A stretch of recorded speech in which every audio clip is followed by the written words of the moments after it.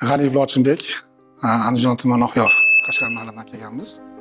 Belimizda grija bir 10 yil. 10 yildan oshiqroq edi. Davolanib kelasizdan 7 ga 11 ming kun shunaqa edi. Ashunda. Katta ekan. Katta edi. Ashunda ham operatsiya qilamiz deganda unamoqdik. Shunday hayajon bor edi. Endi kechagi kuni ham yana ushlab qoldi. Asha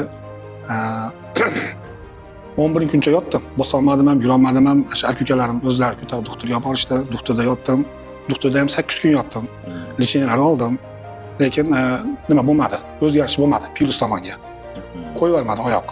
Shu og'rib qoldigan olsam ham og'rib qolmadi. Keyin buni bir akamiz tavsiya qildi klinikani. YouTube'ga kirib, YouTube'dan ko'rib, operatsiya bo'lganlarni, davolanib chiqayotganlarni hammasini ko'rib, mahallamizdagi bir ikki ukamiz ham mana shu yerda operatsiya bo'lgan ekan. Ular ham tavsiya qilishdi, kelinglar deb. Katta yurak bilan keldik. Keyin katta yurak bilan keldik. Xudoga shukur, kecha kelishimiz yana operatsiyalarni qildik. Xudoga shukur bugun zo'rmiz. Og'riqlar zo'r qolmadi, xudoga shukur. Xudo xolasa yaxshi. Bugundan o'zimiz yurishni boshladik. Kechada operatsiyadan chiqib yuring dedi, bir pas dedi, yurdik. Xudo xolasa yaxshi.